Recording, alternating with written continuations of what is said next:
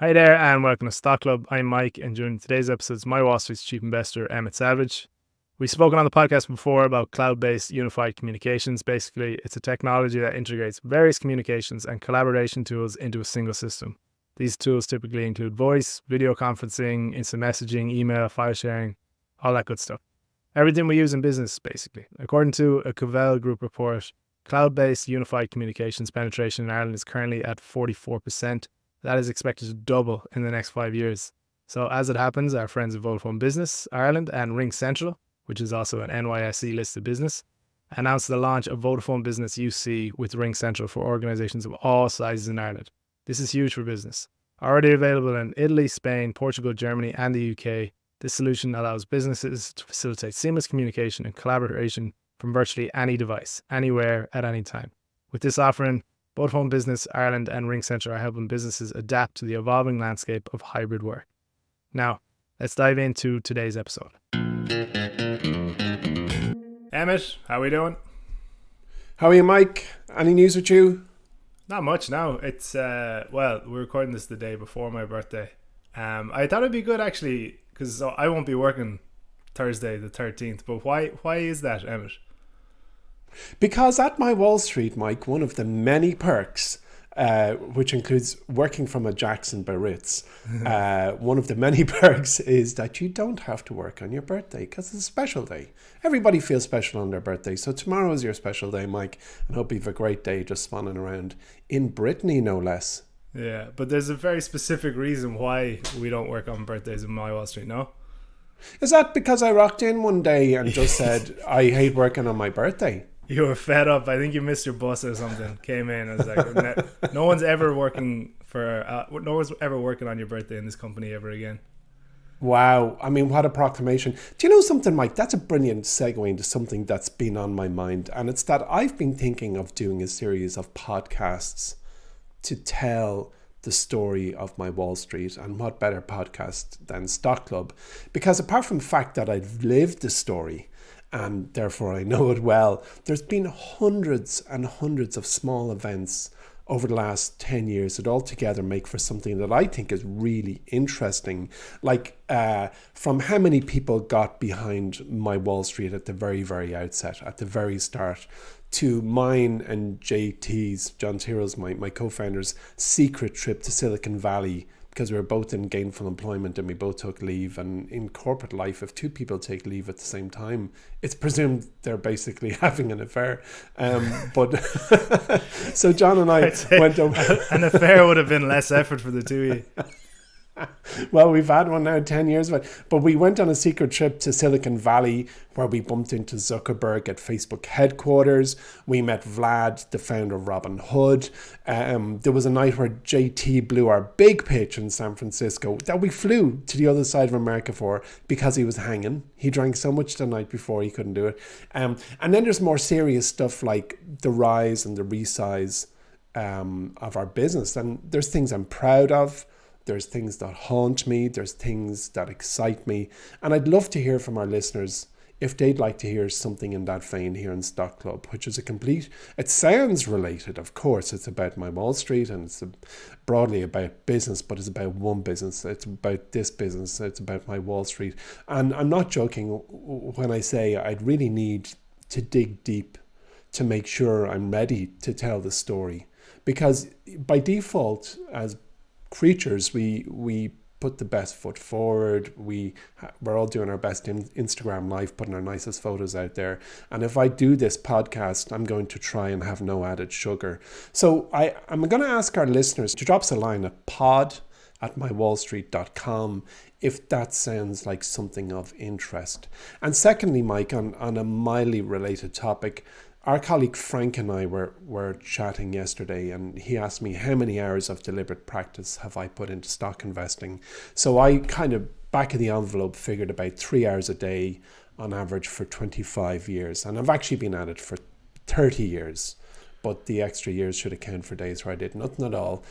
So 25 years times 365 days times 3 hours is, we calculated, about 27,500 hours.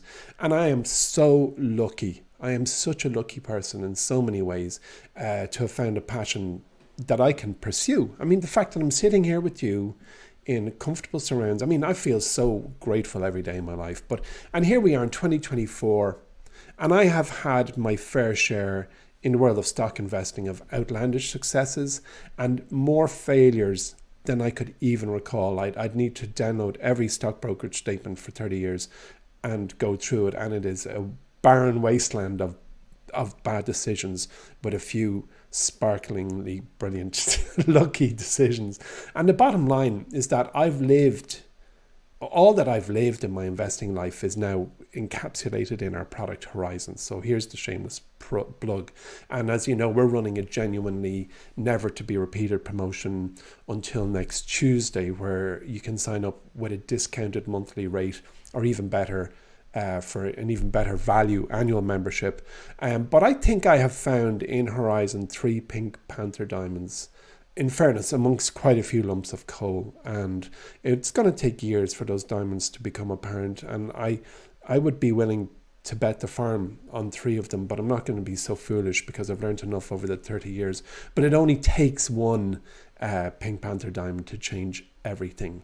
And so the second thing I want to say, apart from would you like to hear my Wall Street story, folks, is sign up today via the link in the show notes. And I guess being as I'm talking about Horizon, I may as well just start with the sneak peek, which we usually do at the other end of the show. So my next Horizon pitch, which is towards the end of this month, is a consumer brand that's making money from something that people cannot see.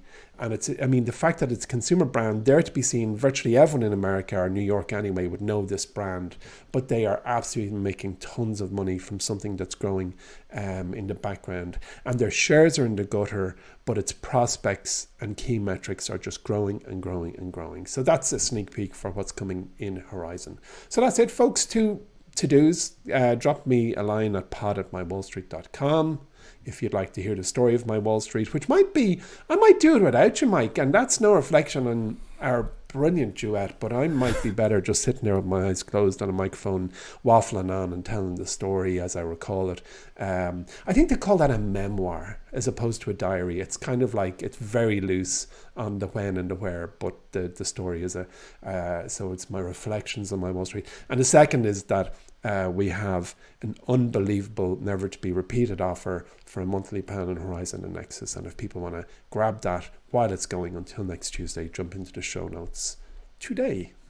Brilliant. And it's the first time we're offering monthly, which is a very important distinction as well for Horizon and Netflix. And you can get them both, so check it out. You know something? Yeah, it's so true. Grab it while we're doing it, because we might look at it and go, nah.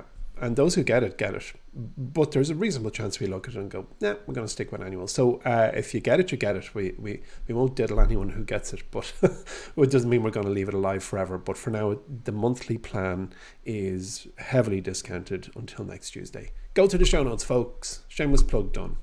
Brilliant. Okay.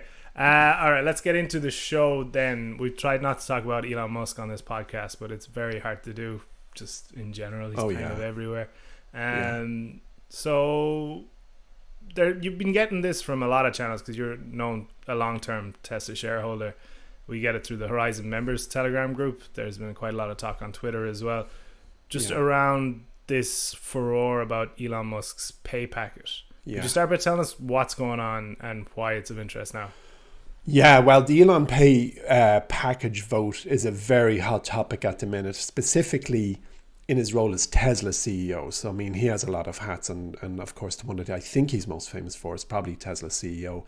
And this pay packet was initially approved by shareholders in 2018, and I probably voted on that, as I generally exercise my vote on anything that's of suitable interest and sufficient gravity, Mike. I don't get out of bed to vote on anything less than $1 billion matter, but I do.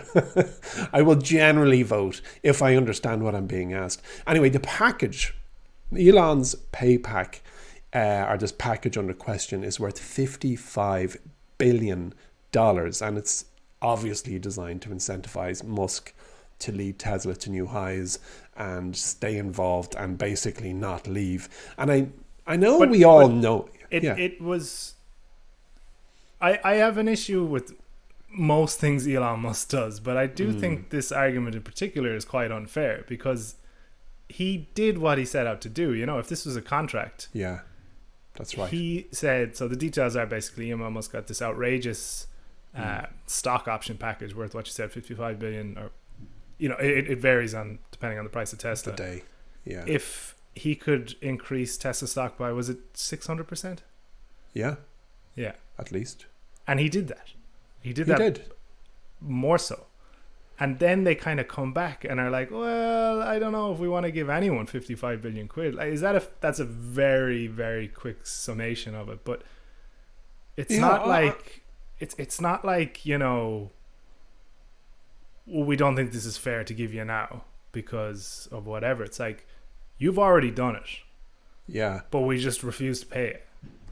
Is that kind For of sure. fair I mean, there's a great, that's a very fair observation. I mean, there's a lot of debate around that, but let's just, if we could just stop for a moment. I mean, the real issue is that this is, by any human being standards, an outlandish amount of money. And you're right, it was already voted upon. Like, I mean, we can, like, 55 billion or $55,000 million is a wedge that could outright buy countless giant household business names like, I suppose, Chipotle. Like, it would make them the 40th biggest country in the world on one paycheck. Do you know what I mean? And yeah. Oh no, you're right. It's decent. It's decent big money now. It's probably that's good money. Like, it's probably the size of the one-off payment that probably spooks people. Do you know what I mean? And it's brought it under Mike, so much attention. The UN estimates that ending world hunger would cost about $30 billion per year. So let's call it 55 billion. Hey, let's call it 60 billion. We're all friends here. Elon's pay packet could almost eradicate 2 years worth of global hunger. Every single mouth in the world would be fed for 2 years, which basically sounds like Christmas in my house, by the way, Mike. I think we spent 30 billion on snacks and treats and finger foods for guests last December. But at the other end of the scale, and the non-humanitarian aid side, NASA's budget for the Mars rover missions like the Curiosity was 2.5 billion. So you could do 22 of those. I mean, and Elon probably will. I was about to say, of all people, Elon Musk is like, that's actually what I plan to do with this money. Yeah. But like, to your question, look, Tesla shareholders are divided on this compensation package. Some believe it's fair and necessary to motivate Musk, while others think it's a bit much.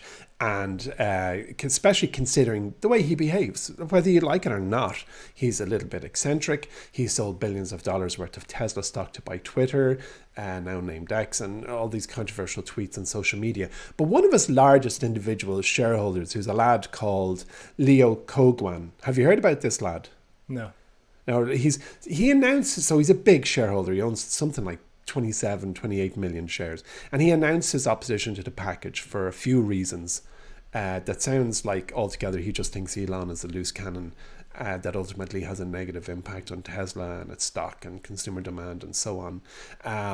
But as it happens, I think if it rained in Ballymore Eustace tomorrow, your man Kogwan would blame Elon.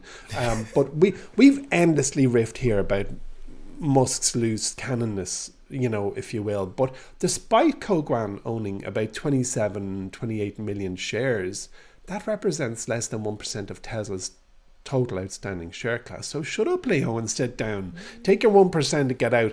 Because, like, this deal was done. But it's a decent segue into the controversy being not just about compensation, but it's also about governance issues within Tesla. The general criticism out there at the minute is that the company has a history of poor governance, where Musk has significant control and influence over the board of directors and the company's operations. And even if you've never sat on a board or you've never observed a board meeting, firstly, I'd say, lucky you.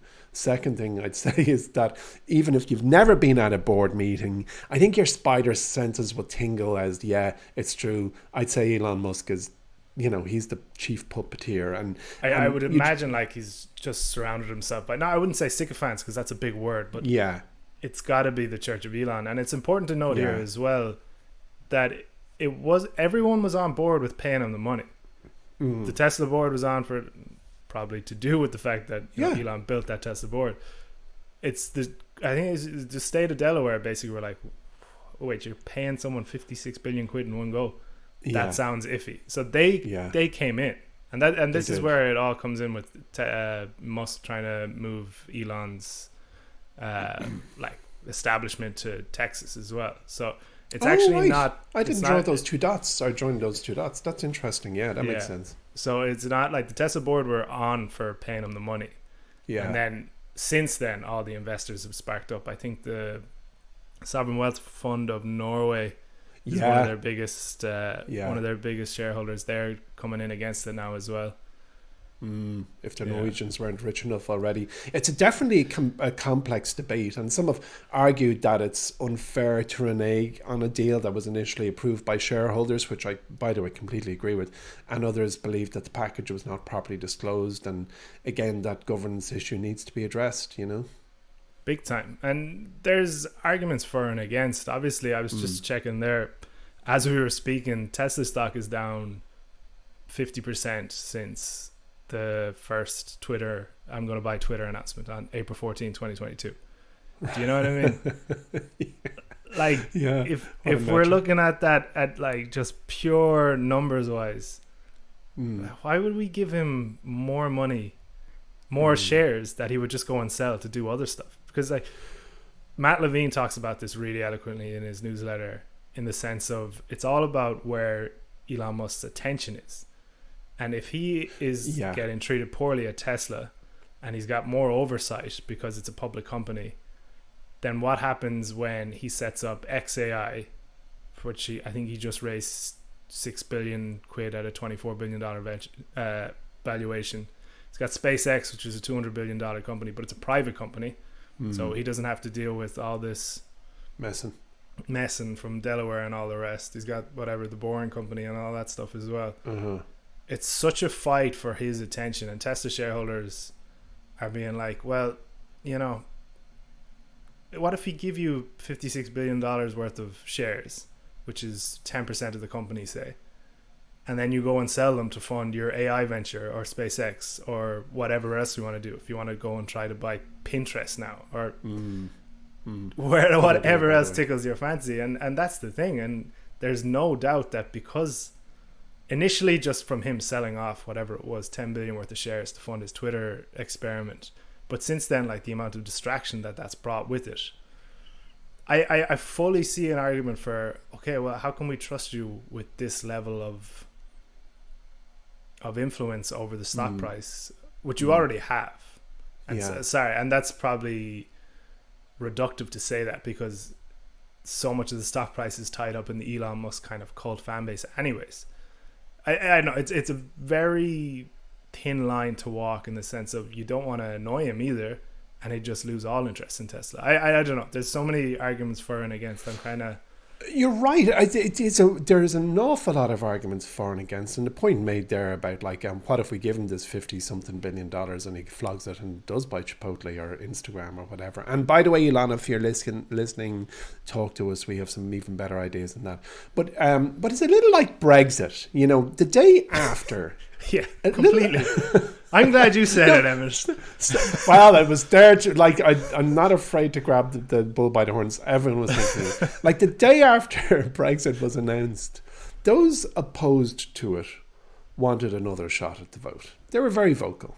But that's not how voting works. Unless you live in Ireland and you're asked to vote on a thing called the Lisbon Treaty, where some of our listeners are going, oh yeah, I remember that, which was gas, great fun because, by the way, for our American listeners, there was a European election called the Lisbon Treaty referendum, and we, the Irish, we weren't too sure what we were voting on, so we just went out and voted no. En masse, 7 just went out and voted no.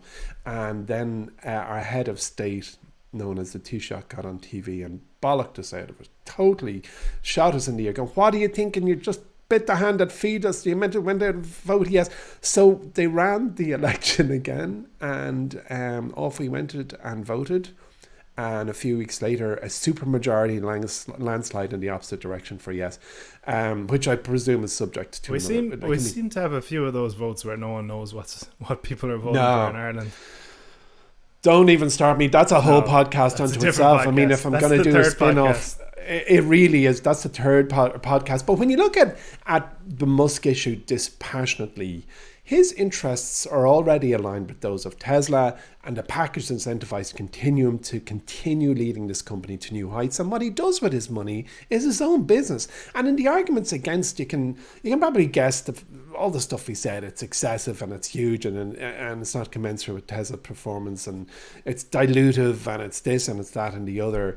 But with Elon Musk, we're not talking about just a normal business leader. You just see a handful of these type of characters emerge in your lifetime, and in fact over a century you could just list I think about 6 or 7 business leaders who were made of the same stuff as Elon Musk. So there's allegations of insider trading and conflicts and blah blah blah blah blah, but really this is about, do we want him to stay in that seat despite the fact that he's distracted by sending things to Mars and digging a hole under Las Vegas and putting a chip in your brain and owning Twitter or X, and sure, of course, but the bandwidth of this guy is super normal. It's supernatural. He is whatever. Most people don't like him, I would imagine.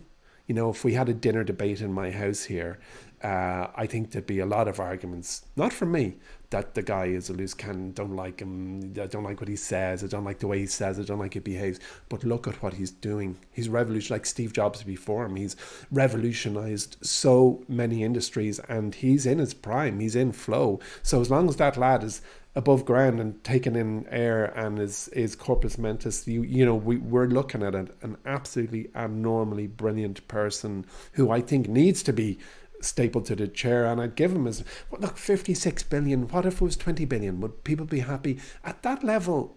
At the type of money we're talking about, people don't compute. They're just like, oh, it's a big number, isn't it? It's a lot of money. I don't like that tweet he sent. We shouldn't be giving him 56 billion. We should give him 43 billion. Oh yeah, that sounds a bit better. Doesn't to me. If he wants 56 billion, give it to him.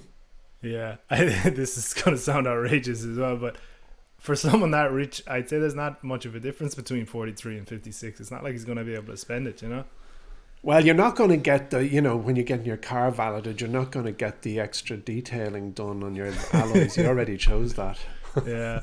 I guess the ideal solution, this is probably not legal at all, but it would be, all right, we'll give you the 56 billion, but it's also linked to, I don't know, maybe say the first 28, we'll give you the second 28 is linked to getting Tesla back to where it was on April 14th, 2022. Do you know what I mean?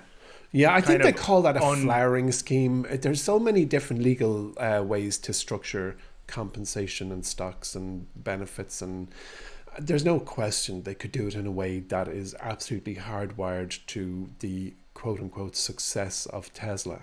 There's no question they could. Yeah. Okay, so I think you might have given it away already, but how did you vote, if you don't mind me asking?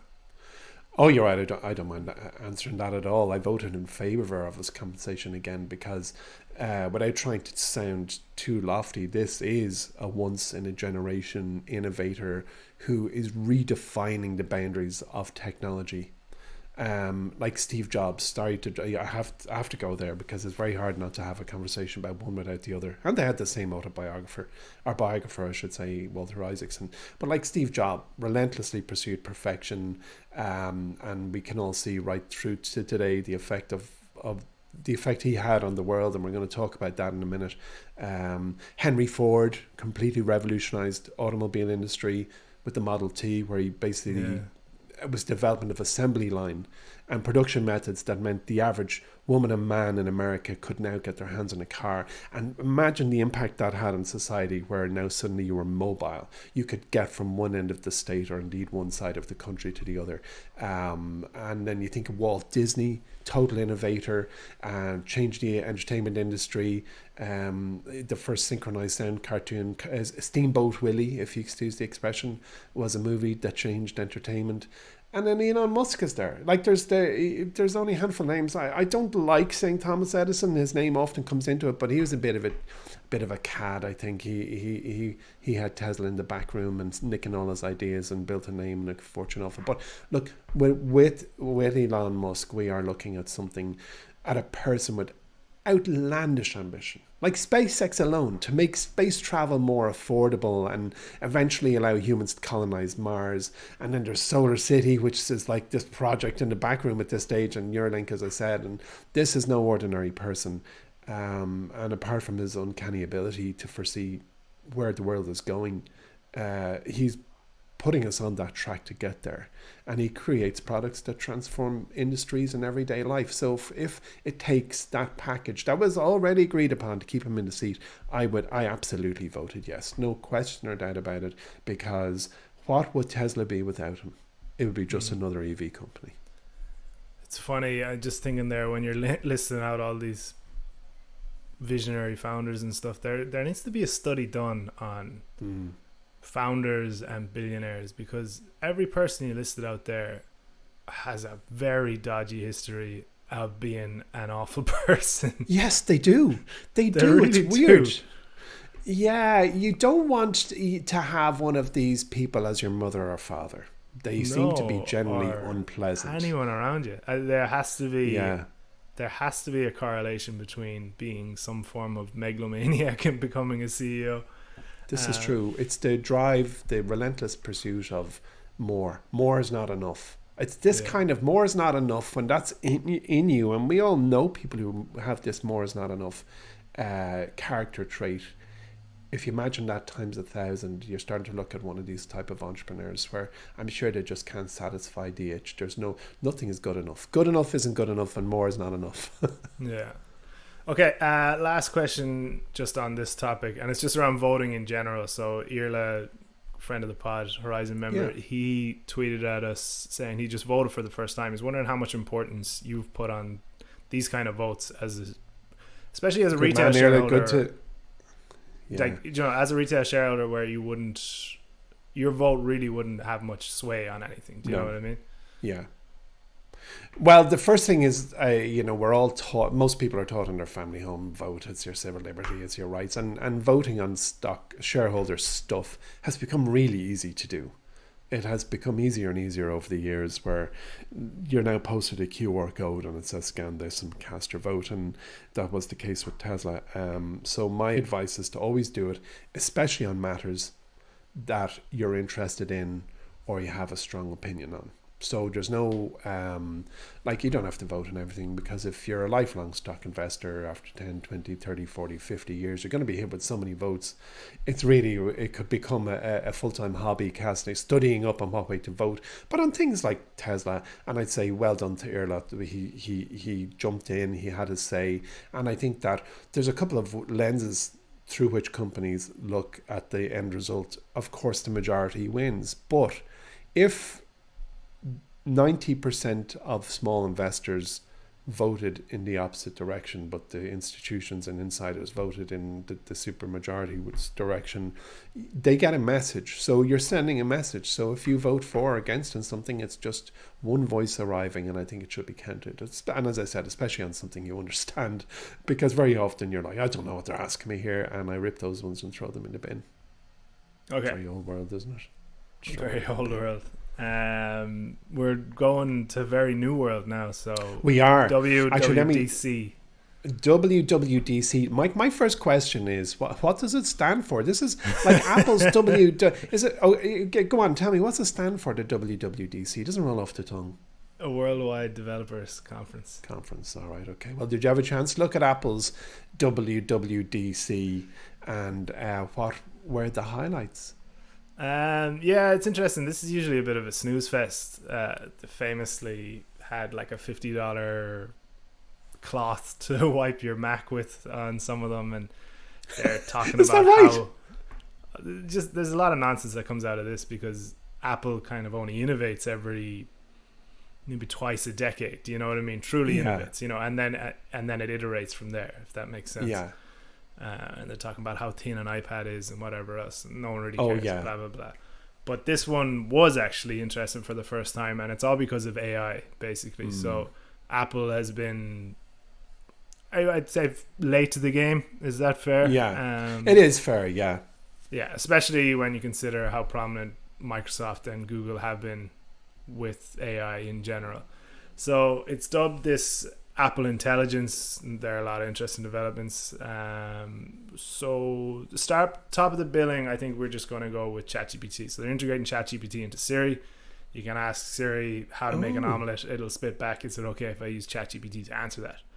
It also just seems much more functional than it's ever been before in general. I think you're introducing a very strong technology into something that has famously not been that proficient. Is that fair to say? I've never had an iPhone, so I've never had to use Siri, but I don't think anyone uses it.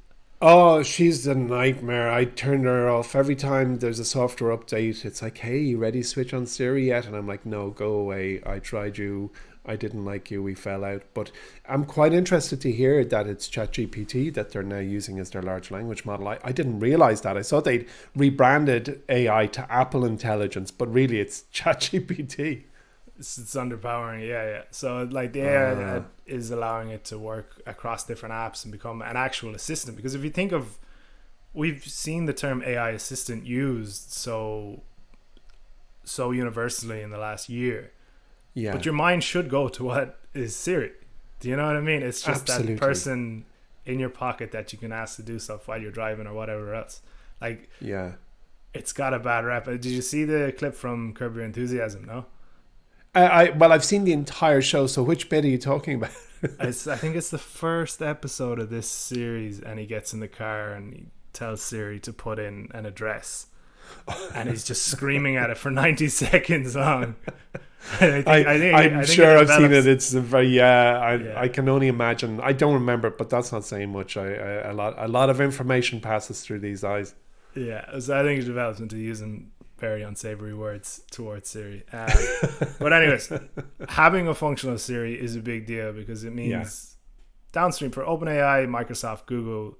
It's only speculation, but it's going to make a huge impact. So we've seen there are 1.5 billion iPhones in the world. Obviously, not all of these have this functionality yet, but as we've seen with iPhone users in general, they stay iPhone users. So it becomes, this downstream effect. That volume that it's going to bring to ChatGPT will be a real shot in the arm. Obviously, downstream Microsoft Azure, which is powering ChatGPT, is going to benefit. NVIDIA is the same. Google might suffer if Siri provides proper results. Google is the default web browser on iPhones. What happens there? So, interesting. There is a lot going on. There is, but is there anything else? So they're now playing catch up on the AI game, and catch up they certainly will, because that's the way Apple does it. So if they're not the fabulous first or the swift second, and that's just the way they've been always. So let's just take it as the iPod wasn't the first MP3. Do you know what I mean? Yeah. That's right. There was, I remember I had one. I can't remember even the name of the brand, which says a lot. I saw something in relation to the AI, one of the clips from the developer conference, that when your phone rings, it goes, do you want me to answer it? And if you just shake your head and no, it's just, it knows not to answer it. And it's logical is if you've got a AirPod in your ear, or just if it's using the camera, you've given it permission. They're logical, but it's just dead cool. And was there anything else worth noticing, or what else happened? I mean, I give us a few more sound bites. Yeah, so there's cool stuff like that where, if you get a text or an iMessage saying, can we move that meeting to 5, it might go through your calendar, your maps, your email, everything else. Right. And it's all integrated. You can now record phone calls, edit photos pretty easily, which is a pretty big one if you think about it. If someone has the functionality of Photoshop or better now within their iPhone, it really makes you think about companies like Adobe or even Canva, which is doing so well.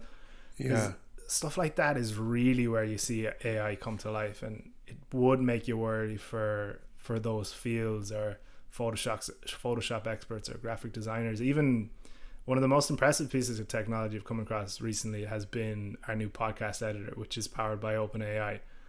And really, the ease of functionality it brings, like, it just really, really levels the playing field for those any kind of editing task. I think AI is really, it's so applicable. And apart from that, there's some safety features. Example, if your phone gets robbed, you can control it from your Mac. You can share live location via satellite if you're out of data or Wi-Fi. But the last one is something I loved. And this is just, it's really, really the power of Apple design showing through as well. It's this thing called tap to cash.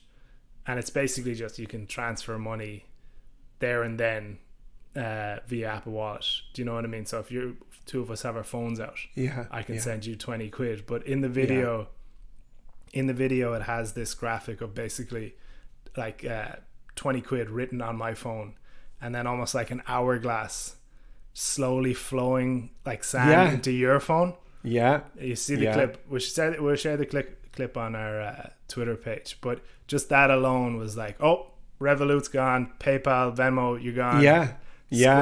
Square Cash App, you're gone. It's just the design team showing off.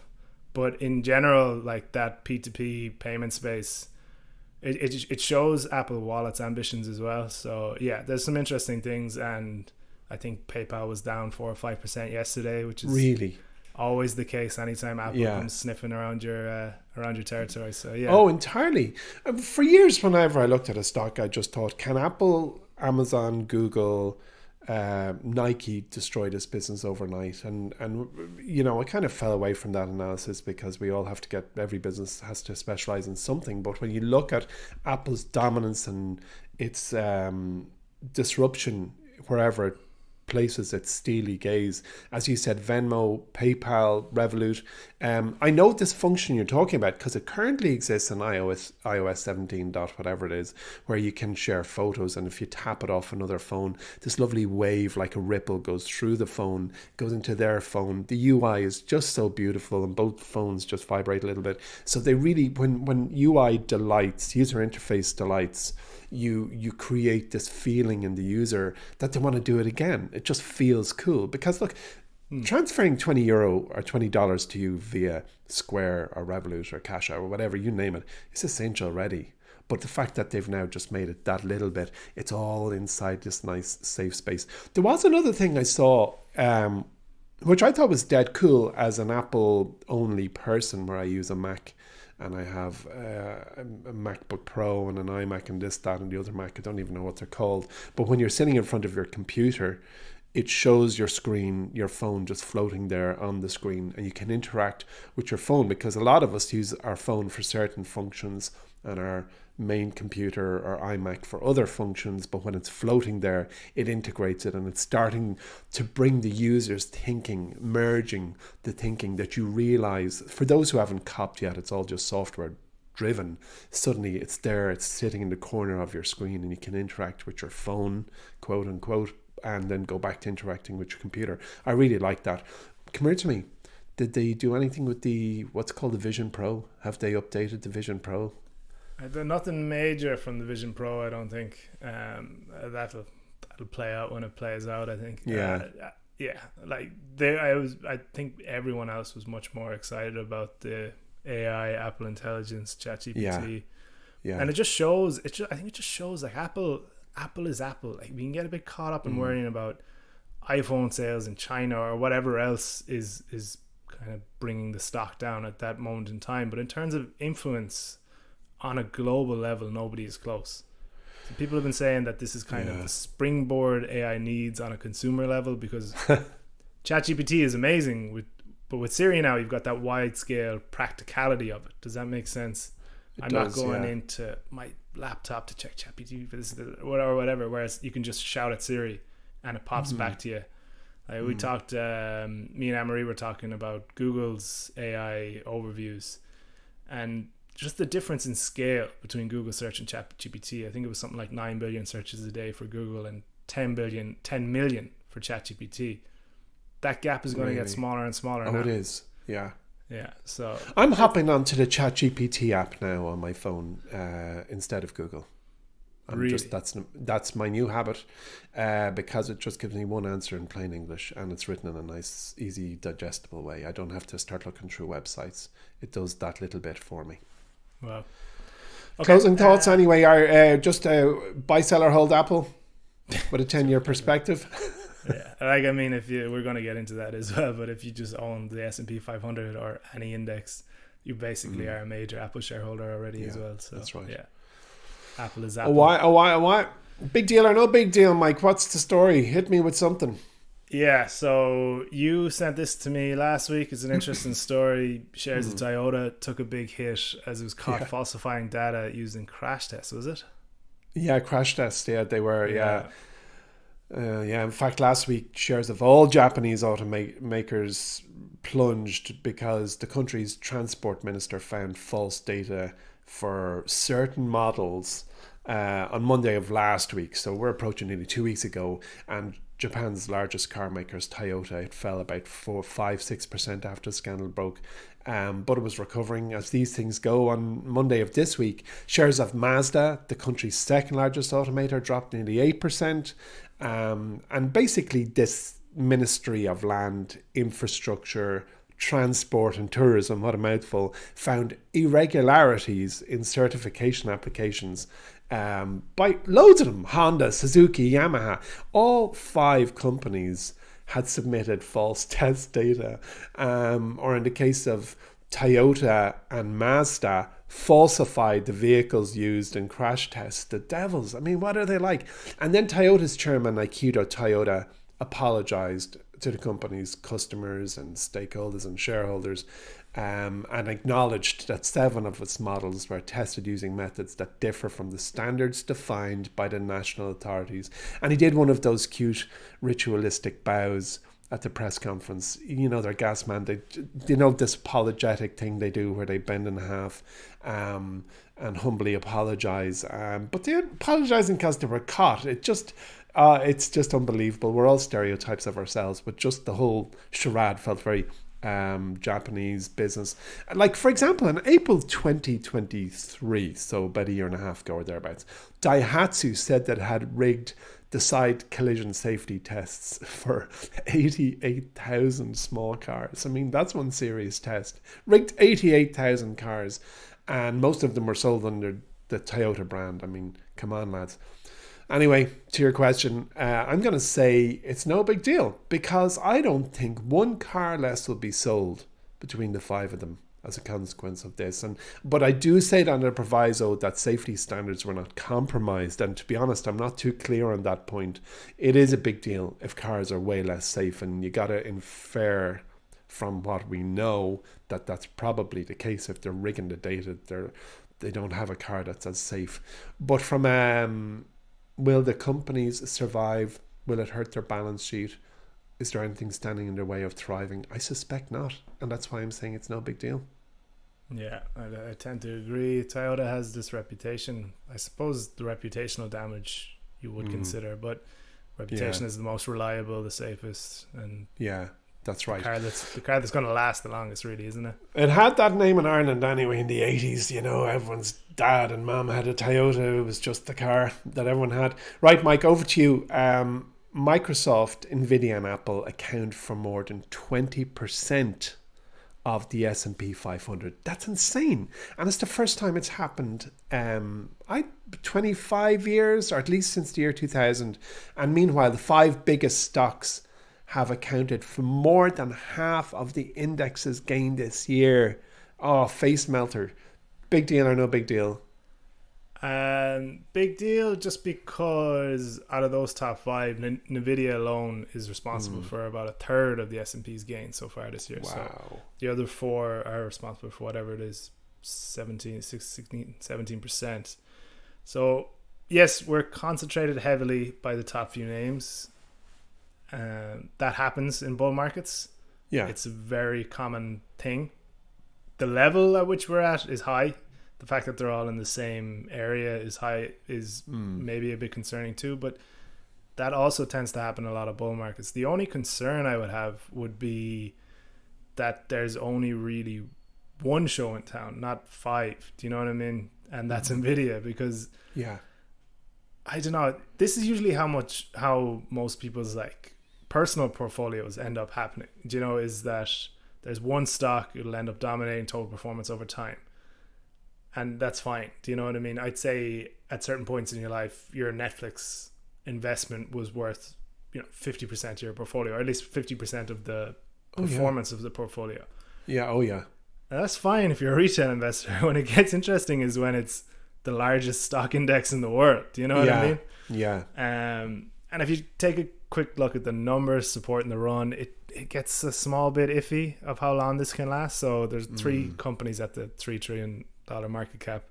We're not going to include Aramco in this because it's kind of, we don't really know the full numbers around there, basically. But Apple brought in around $400 billion in the last year in revenue and $100 billion in profits. Microsoft, it was around $250 billion revenue, $90 billion profits, while Nvidia is at $80 billion in revenue and around $40 billion in profits. So there is an odd one out there. Obviously, Nvidia has the growth prospects ahead of Microsoft and Apple. Does it have it to that extent? I don't know. Are we pricing in an awful lot of upside here and giving them a lot of credit? Not to say it's not been the most amazing business we've seen over the last 2 years, and it is very much front and center of this AI wave, but pricing a business to perfection that has this much sway on the entire market does get a little bit kind of shaky. And when we go even beyond that, is this AI streak we're having now, even if it fully fulfills its potential and becomes the internet 2.0, we're still going to see some form of stock market bubble around it. It's kind of unavoidable. Do you know what I mean? Yeah. Like the internet, the dot-com bubble very much was correct in its direction and its message, but it's still got way out of hand. We're probably going to see something similar with AI if it does become as widespread as people tend to think. So yeah, that's where I am right now. It's a little bit frothy, we'll call it, just around the Nvidia excitement, but I don't know, it doesn't look like it's going to slow down anytime soon. We have Jensen Huang, autographing people's bosoms left and right. Have you seen that? He? Yeah. What's he up to? Yeah. Get back to work, You're running a treat. He's turning into a rock star. He is quite cool now, I have to say. Now, I don't have a view on what parts of the body, he signed. I didn't know about that. But he is pretty cool. I mean, like, it's back to my opening diatribe where I was on about, like, it really takes a lot to be very, very, very, very honest. And if I do a couple of podcasts about the history of MyWallSt, I'm going to try and switch on. But he was like, I wish I never started NVIDIA. Yeah. It's like, but what? No. You mean you wish you never started it in the year? No, I wish I never started it. I lament the day I did it. I wish it's just like, that's the truth. Now, of course, it's easy to say that. I think Scott Galloway said something in one of his podcasts about like, if you talk to only rich jerks say follow your dreams because they probably made their money drilling for oil or pulling steel out of the earth, and that's fine saying follow your dreams. And if I felt a little bit like that when Jensen said, oh, I wish I never started NVIDIA. Yeah, sure, look what you're signing, look what you're autographing. That's come on, people want you to autograph their body. So anyway, and look, you only live once. NVIDIA logo tattooed on his arm and stuff as well. Has he? It's a horrible logo. Yeah. It's like something he did with a crayon. Oh, come on. He's gone down a notch on my brain. $3 trillion I get it tattooed on my forehead, if you ask me. Speaking of, look at that there. Yeah, I didn't bring it up. Thanks for very our much. YouTube. For our YouTube watchers, Emmett's got a bit of a ding in the middle of his forehead. Yeah, that's right. Next week I'll get the MyWallSt thing logo tattooed on my arm. Why not? Okay, before we decide on next tattoos, I think we should end the show. Thanks everyone for joining in, and Emmett, thanks as always for joining me. Remember to hear more about Vodafone Business UC with RingCentral for organizations of all sizes in Ireland. Just click on the link in the show notes, or if you want to receive more details in your email, sign up now at mywallstreet.com. Also a reminder, we are running our monthly promo offers only up until next Tuesday, so if you haven't, sign up now in the link in the show notes. Thanks for joining us today, and we'll talk to you next week.